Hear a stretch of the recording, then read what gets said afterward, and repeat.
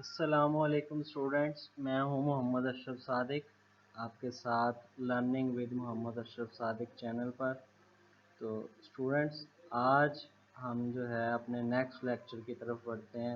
इससे पहले हम present indefinite tense, present continuous tense, present perfect tense, present perfect continuous tense, use of is, am, are, was, were, has, have, had वगैरह, use of it, there वगैरह, ये सारी चीज़ें कर चुके हैं। अगर आप इनमें से कोई चीज़ के बारे में अभी तक कॉन्सेप्ट क्लियर नहीं कर पाए तो मेरे इसी चैनल पर वीडियोस मौजूद हैं स्टूडेंट्स और फ्रेंड्स, आप इसको देख सकते हैं और समझ सकते हैं। तो स्टूडेंट्स, आज हम अपने नेक्स्ट लेक्चर की तरफ बढ़ते हैं, पैसिव वॉइस। इसमें जो है हम सबसे पहली चीज़ जो डिस्कस करेंगे वो ये है कि पहले हमें पता होना चाहिए कि एक्टिव वॉइस कौन से होते हैं और पैसिव वॉइस कौन से होते हैं। तो स्टूडेंट्स, ये पॉइंट बहुत ज़्यादा अहम है, आपको इसको जो है अच्छे तरीके से अंडरस्टैंड करना चाहिए। आप जानते हैं एक्टिव वॉइस में हर टेंस में वर्ब की फॉर्म अलग है। किसी टेंस में आईएनजी वाली फॉर्म इस्तेमाल होती है, किसी टेंस में जो है फर्स्ट फॉर्म, किसी में सेकंड, किसी में थर्ड। जबकि पैसिव वॉइस के अंदर हमेशा जो है लाजमी थर्ड फॉर्म इस्तेमाल होगी। दूसरा स्टूडेंट्स याद रख लीजिएगा कि एक्टिव वॉइस में जो है हमें काम करने वाले का पता होता है।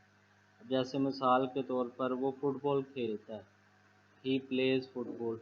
अब इसमें हमें पता है ही यानी वो एक लड़का है जो फुटबॉल खेल रहा है। जबकि पैसिव वॉइस के सेंटेंसेस में हमें इस बारे में मुकम्मल पता नहीं होता। जैसे यहाँ खाना पकाया जाता है, तो अब याद रख लें स्टूडेंट्स, यहाँ मतलब कहाँ, कौन, कैसे, ये हमें इन सवालात के जवाबात का नहीं पता।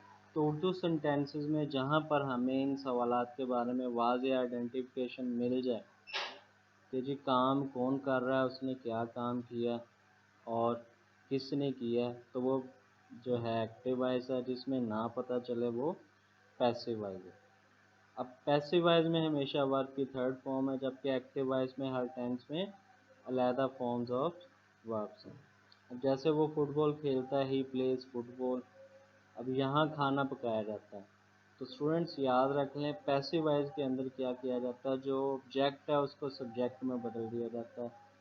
तो ऑब्जेक्ट अगर सिंगल है तो उसके साथ सिंगल हेल्पिंग वर्ब लगाया जाता है, अगर प्लूरल है तो जमा वाला हेल्पिंग वर्ब लगाया जाता है। अगर आई है ऑब्जेक्ट तो एम लगाया जाता है प्रेजेंट इंडेफिनिट के अंदर। अब यहाँ खाना पकाया जाता है, खाना यहाँ पे ऑब्जेक्ट है, ये सिंगल है, तो हम कह सकते हैं जी फूड या मील। मील जो है पका हुआ खाना होता है, जबकि फूड जो है वो समझ लें अनकुक्ड जो फूड होता है जी, जो समझ लें कि पकाया नहीं होता, जैसे गंदम, चावल वगैरह, ये सारी है तो खुराक ही ना जी। तो यानी जो ग्रेन्स हैं उन्हें हम फूड कह सकते हैं, जबकि जो पका हुआ खाना उसे मील। तो हम कह सकते हैं जी मील। अब एक है ऑब्जेक्ट के मुताबिक, मील इज कुक्ड, हेयर आ जाएगा जी। तो स्टूडेंट्स, हम जो है इसके बारे में अंडरस्टैंडिंग मज़ीद क्लियर करते हैं, मज़ीद एग्जांपल्स हम करते हैं। अब देखें, याद रख लें, काइंड्स ऑफ सेंटेंसेस की बात करें तो इम्पेरेटिव सेंटेंसेस यानी हुक्मिया जुमले जिसमें हुक्म दिया जाता है, जैसे रिंग द बेल, घंटी बजा दो भी, शट द डोर। तो ऐसे जुमलों को बनाने का तरीका यह है कि आपने लेटर लगाना है, उसके बाद जो ऑब्जेक्ट है उसको आपने लगाना है और बी लगाना और थर्ड फॉर्म लगा देना। अब जैसे ये देखें, लेट द बेल, ठीक है जी, ऑब्जेक्ट बेल था, इस वजह से लेट द बेल बी लगाया और थर्ड फॉर्म रिंग रैंग रंग, लेट द बेल बी रंग। इसी तरह शट द डोर अगर आप करें तो let the door be shut. Shut की तीनों फॉर्म्स यही होती हैं जी, शट, शट और शट। इसी तरह सिंपल, अब याद रख लें दो मेथड हैं पैसिव वॉइस बनाने के। एक मेथड जो है यानी जो 9th के क्वेश्चन में आता है कि जी आप वॉइस चेंज करें, जुमले दिए जाते हैं इंग्लिश के और कहा जाता है कि आप उसको वॉइस चेंज कर दें।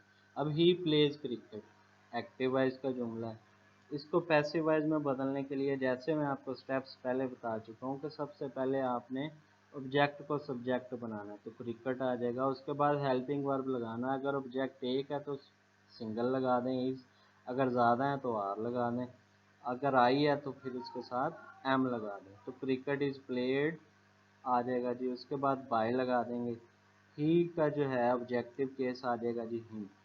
इसी तरह she does not sings song, वो गाना नहीं गाती है। अब सॉन्ग्स आपने याद रख लें, ऑब्जेक्ट को देखना है कि वो सिंगुलर है या प्लूरल है, प्रेजेंट इंडेफिनिट के पैसिव वॉइस बनाते हुए। तो सॉन्ग्स आर स्टूडेंट्स आपने क्या करना है जी, अब ये ज़्यादा है तो आर लगा दें। इसी तरह नोट आ जाएगा हेल्पिंग वर्ब के बाद, songs are not third form लगाएंगे sing sang sung, songs are not sung by. उसी तरह शी का ऑब्जेक्टिव केस हर्ष। इसी तरह जी इंटेरोगेटिव में आप कह रहे हैं जी डज नदीम फ्लाई काइट्स, तो अब काइट्स है ऑब्जेक्ट, इसमें ये ज़्यादा है तो स्टूडेंट्स अब देखें ज़्यादा है तो इस वजह से आर शुरू में लगाया। आर काइट्स वर्ब की थर्ड फॉर्म लगाई, फ्लोन बाय नदीम आ जाएगा। इसी तरह does he note right English, यानी इंटेरो नेगेटिव है तो अब इंग्लिश के मुताबिक, अब इंग्लिश एक है जी, इस वजह से हमने इज लगाया, is English not written by him. इसी तरह जी double interrogative why do boy flies kites, तो आपने क्या करना है जी वाई उसी तरह लगाना। अब काइट्स ज़्यादा है तो आर लगा देंगे, why are kites flown by boys. अब उर्दू में कैसे बनाएंगे, दूसरे मेथड को हम डिस्कस करते हैं। तो स्टूडेंट्स उर्दू में जो पहचान है वो जाता है, जाती है, जाते हैं वगैरह, और उससे पहले एक वर्ब है, जैसे ये जुमला है जी, उससे एक सेब खाया जाता है। An apple is eaten by him, तुमसे कार चलाई जाती है, car is driven by you. इसी तरह नेगेटिव है जी आपके सामने, हेल्पिंग वर्ब के बाद नोट लगा दिया जाता है और वर्ब की थर्ड फॉर्म जी। इसी तरह जी स्टूडेंट्स ये टेबल बहुत अहम है, इसको आप याद रख लें कि सब्जेक्टिव केस क्या है जी, पोजेसिव केस क्या है, ऑब्जेक्टिव केस क्या है। यानी ही जब ऑब्जेक्ट के तौर पर आएगा तो हिम बन जाएगा, शी ऑब्जेक्ट के तौर पर आएगा तो हर बन जाएगा, इट का इट ही होगा जी, वी का अस बन जाएगा, आई का मी या माइन होता है जी, दे का देम होता है जी, यू का यू ही होता है जी। तो स्टूडेंट्स उम्मीद करता हूँ आपको समझ आई होगी। अपना ख्याल रखिएगा, दुआओं में याद रखिएगा। मेरा चैनल अगर अभी तक आपने सब्सक्राइब नहीं किया तो इसको कर दीजिए, शेयर कर दीजिएगा। अपना ख्याल रखिएगा। Thank you very much.